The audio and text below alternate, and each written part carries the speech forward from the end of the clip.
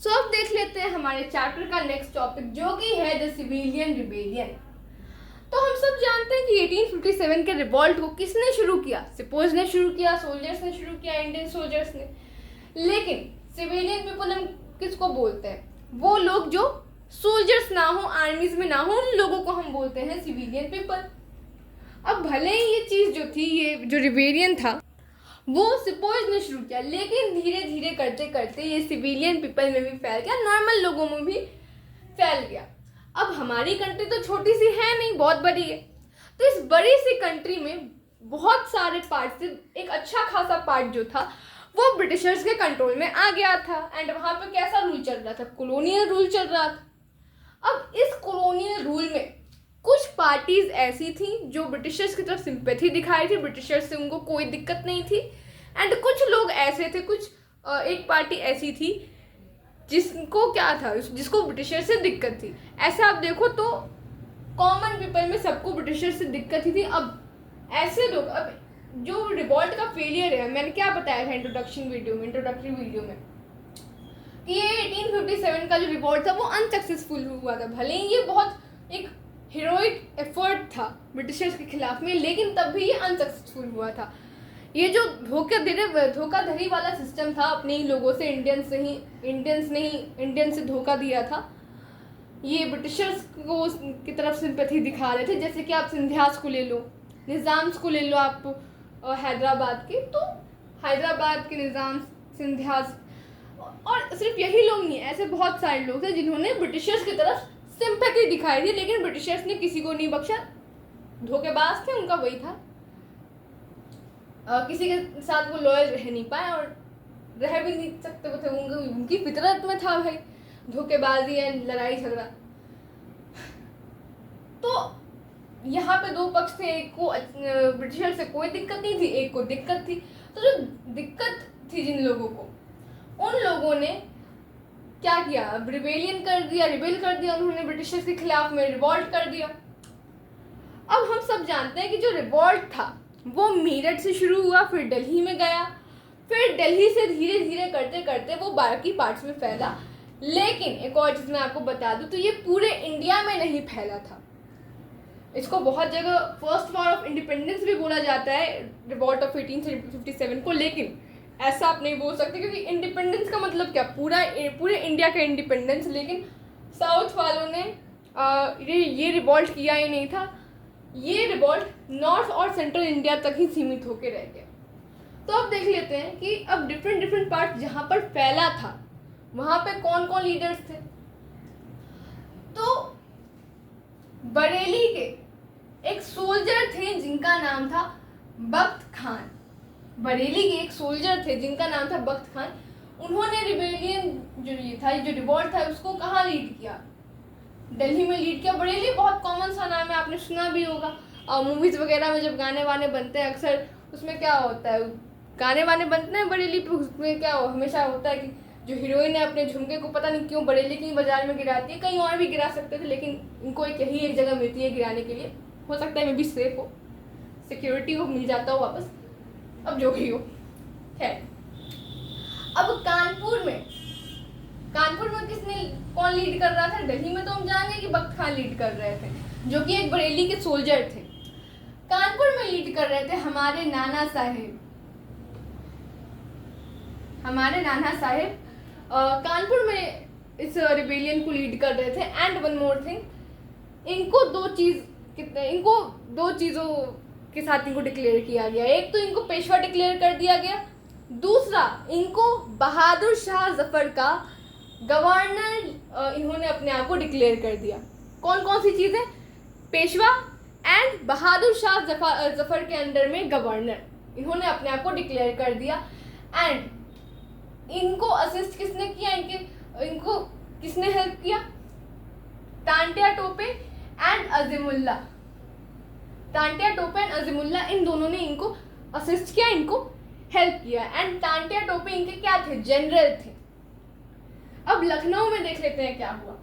तो लखनऊ में बेगम हजरत महल और कोई नहीं, पॉलिटिकल कॉलेज में जब मैं आपको पढ़ाई थी पॉलिटिकल कॉलेज, तो मैंने आपको बताया था कि एक नवाब थे,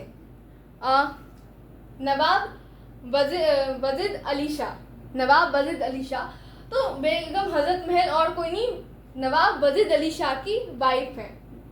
अब और नवाब के साथ क्या हुआ था, उनके साथ क्या हुआ था, भले ही वो ब्रिटिशर्स की तरफ लॉयल थे, लेकिन तब भी ब्रिटिशर्स ने उनके साथ धोखाधड़ी की थी एंड उनको गद्दी पर से हटा दिया था। तो बेगम हजरत महल लखनऊ में रिवॉल्ट कर रही थी एंड अब क्योंकि तो अब इनके हस्बैंड को हटा दिया गया था, तो इन्होंने क्या किया, अपने बेटे बेजिस कदर को नया नवाब घोषित कर दिया। बोला कि नहीं, अब नया नवाब ये बनेगा। एंड इनको एक मौलवी थे उस टाइम के, फैजाबाद के मौलवी थे, जिन्होंने ये भविष्यवाणी की थी कि जो ब्रिटिशर्स है उनका रूल जल्दी ही हटने वाला है। क्या नाम था उनका, अहमदुल्ला खानी।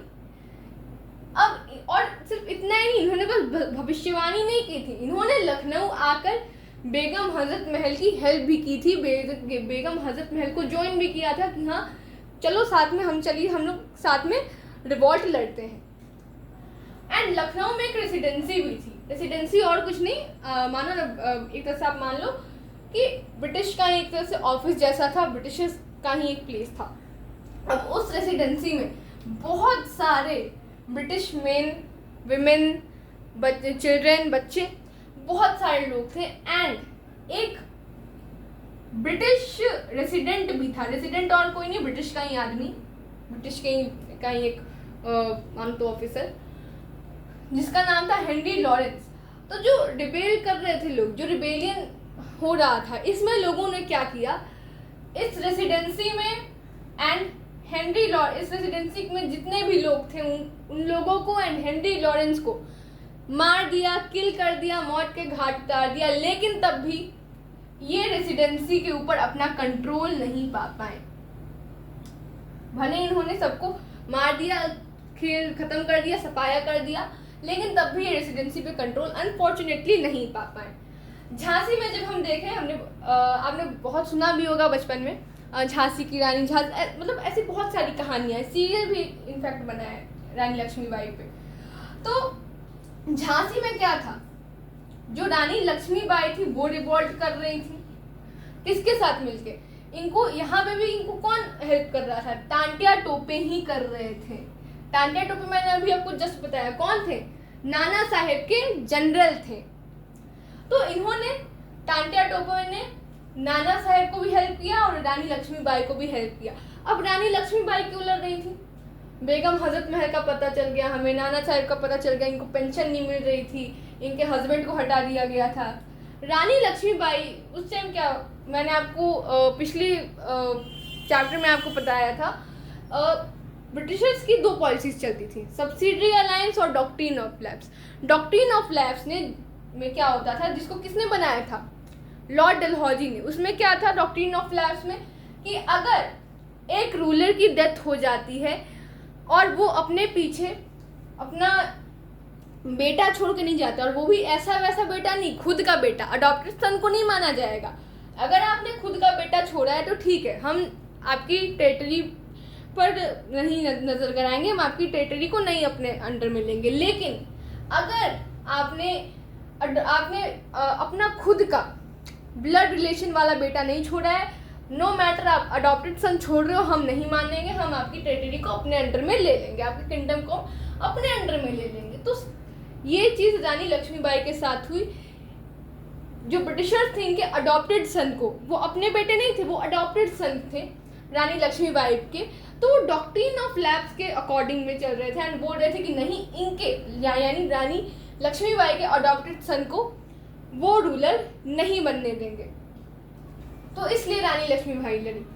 अब देखते हैं अर्रा। अर्रा और कोई नहीं, आज प्रेजेंट डे जो बिहार है उसी को हम अर्रा बोलते थे पहले। तो अर्रा में कौन था, अर्रा में कुंवर सिंह नाम के एक जमींदार थे, जिनकी उम्र आप खुद सोचो, आज के टाइम पर क्या होता है, आज के टाइम पर कोई 80 ईयर्स का हो गया तो उससे बहुत बीमारियां हो जाती हैं। 80 ईयर्स में लोगों को बहुत लोगों को होता है कि वो ठीक से चल नहीं पाते, बहुत बूढ़े हो जाते हैं लोग। लेकिन वो उस टाइम पर जब वो 80 ईयर्स के थे कुंवर सिंह, वो क्या, वो जमीन, पहले तो एक चीज आप जान लो कि वो जमींदार थे, एंड इनकी जो आप बोलो तो जमींदार थे, और इनकी जो प्रॉपर्टी थी ब्रिटिशर्स ने उससे कुंवर सिंह को हटा दिया था, बेदखल एक तरह से बोलो तो कर दिया था। तो इसलिए कुंवर सिंह लड़े, एक तरह से यही रीजन था आप मानो तो। एंड जब ये रिबेलियन में शामिल हुए, जब ये रिबेल कर रहे थे ब्रिटिशर्स के खिलाफ में, वो उस टाइम 80 ईयर्स के थे कुंवर सिंह। अड्डा जो आज के प्रेजेंट डे में हम उसको क्या बोलते हैं, बिहार बोलते हैं, तो ये बिहार के थे। एंड इन्होंने क्या किया, रिबेल कर रहे थे, इन्होंने क्या किया, बहुत सारी इंडिगो फैक्ट्रीज में क्या किया, बहुत सारी इंडिगो फैक्ट्रीज को नष्ट कर दिया, डिस्ट्रॉय कर दिया। जो क्या थी, इंडिगो फैक्ट्रीज क्या थी, ब्रिटिशर्स का ही एक आप बोलो तो ब्रिटिशर्स की फैक्ट्री थी, तो इन इंडिगो फैक्ट्रीज को क्या किया, इन्होंने डिस्ट्रॉय कर दिया। फिर अब देखते हैं बरेली की बात। भले ही बख्त खान बरेली के सोल्जर थे, लेकिन उन्होंने लीड कहाँ किया था, दिल्ली में किया था। लेकिन अब बरेली में कौन कर रहा था, बरेली में खान बहादुर खान कर रहे थे, जो कि क्या थे, खान बहादुर खान क्या थे, ब्रिटिशर्स के एक पेंशनर थे। वो ब्रिटिशर्स उनको क्या करते थे, पेंशन देते थे। तो यहाँ पर इन्होंने रिबेल कर दिया।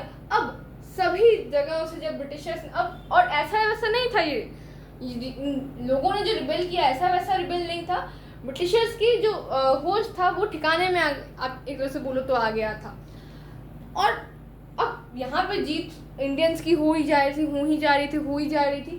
तो बहुत सारे लोग जो पहले रिबेलियन में नहीं शामिल हुए थे, उनको भी अंदर से कॉन्फिडेंस आया और उनको लगा कि नहीं, आज नहीं तो कल हम आज़ाद हो जाएंगे। एंड बहुत सारे लोग इन चीज़ों को देख के भी वो रिबेल में शामिल हो गए।